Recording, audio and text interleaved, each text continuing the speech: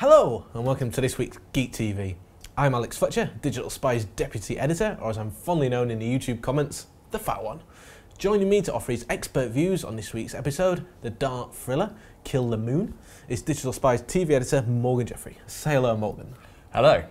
Morgan, wow, that was quite an episode. Where do you begin? There's quite a lot to talk about. Yeah, a really fantastic episode, I thought. Possibly my favourite of the series now. What do you think about it? You're just trying to wind me up because I'm quite famous for saying every episode is the best one yet. No, I genuinely think this one was my favourite. Yeah, I really loved The Caretaker last week. I really loved Listen, but I think Kill the Moon is maybe a new highlight of the brief Peter Capaldi era. It's at one point the Doctor mentions this idea of he wouldn't go back in time and kill Hitler. Even though there was the episode Let's Kill Hitler, but we'll brush over that. But Kill the Moon is basically a kind of sci-fi retelling of that notion. Would you kill Adolf Hitler as a baby if it meant sparing the lives of millions of innocents? And yeah, it examines that. Not a lot actually happens if you really look at it in Kill the Moon. It's quite talky because the whole point of the episode is putting off a decision, holding off on action until the last possible moment. But I think the performances from the regular cast and the guests are so strong, and it remains riveting throughout, I think. And it still managed to be scary, which is often the case with some Doctor Who episodes that can, they can really make you think, or they can, scare you. But the fact that it managed to combine the two was, I thought, the most impressive thing. And the fact that, although the monsters, when you actually saw them, went, like all Doctor Who things, it's all a bit, it's not Hollywood standard CGI, but it still was very scary. I thought it was even scarier than Listen, to be honest. Yeah, well, as you say, Doctor Who's never going to quite match the blockbusters. So the visual realisation of the monsters was maybe not the strongest, but I did think these were some of the strongest monsters that this series of Doctor Who has seen, because I think as much as I have been enjoying this series, I think strong villains and strong monsters is maybe where it's been a little bit lacking. But I thought these kind of parasite spiders were really quite scary. There's a few creepy moments, a few decent jump scares. It's all quite Alien, as in the movie Alien. It's all quite inspired by that. And although the visuals maybe not 100% there, I thought the sound design was actually really effective. I was watching this episode and I had my earphones in, and just when you hear the scuttling of the spiders, it kind of sent a chill up my spine. It's definitely not one for arachnophobes. Yeah, no, definitely not. And I found it refreshing to actually see the villains really doing stuff, jumping on Peter Capaldi, and really having to wrestle off. Exactly. No, there's the astronaut scientists who arrive on the planet, and they're quite brutally eaten alive. And as you say, the Doctor really has to fight for his life. So even though Kill the Moon is quite talky and it's quite thoughtful in many ways, it's packed full of scares and action as well. It's, as I say, it's definitely not dull for a single second. Something that I was quite impressed with as well, because often in Doctor Who it's a very difficult task for people, guest stars who come in, but I thought Hermione Norris was actually very impressive. She managed to make an impact in an episode. She could have just floated in and out. Yeah, well, as you say, it can be difficult sometimes when you've got, the Doctor or the companion dominating. It's quite difficult for guest stars to make an impact. And apart from the fact that it's, set on the moon, I don't think this character was a particular stretch for Hermione Norris in terms of what it demanded of her.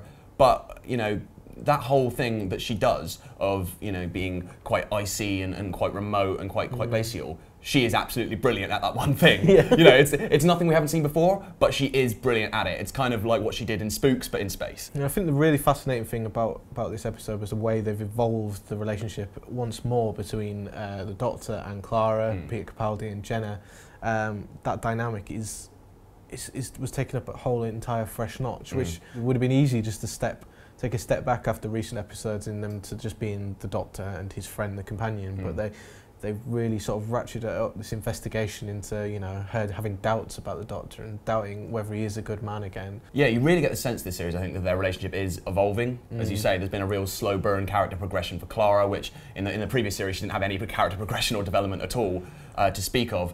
And I just think it's really interesting to examine their relationship, because we know that the Doctor is great and wonderful and magical and all this sort of thing, but we also know he can be, particularly in this incarnation, he can be quite cold, quite calculating, quite patronising, which is what she kind of calls him on in this episode.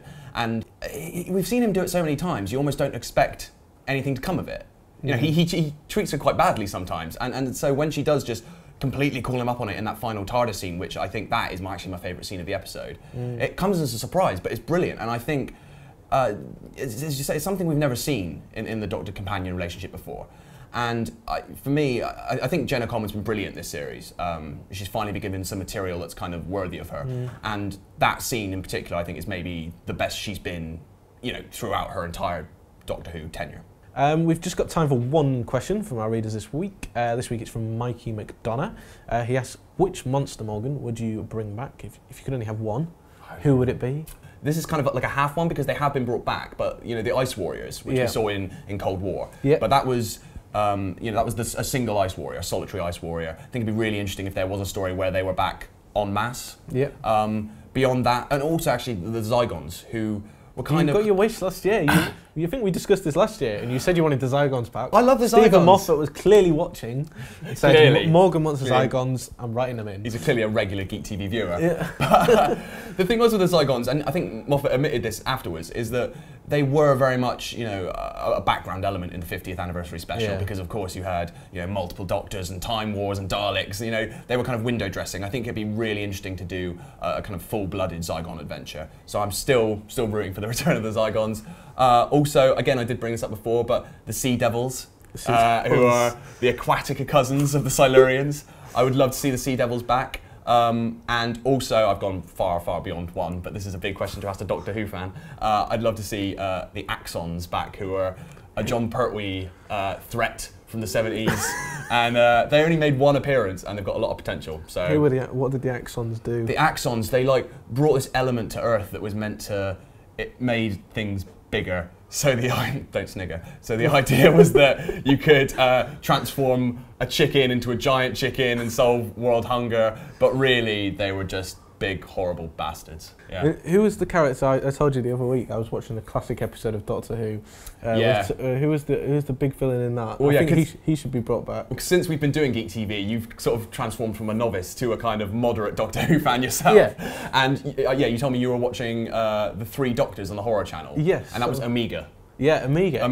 Omega should definitely come back. Why did you love Omega? Because he was absolutely preposterous. I'd love to see, I don't know who would play him now, maybe David Walliams or someone absolutely ridiculous like that. Shall I? Camp it up a little bit. Yeah.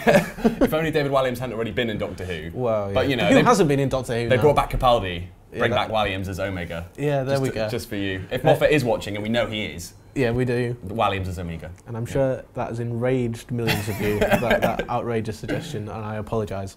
I'm afraid that's all we've got time for on this week's Geek TV. Join us again in 7 days' time when we're reviewing the next episode.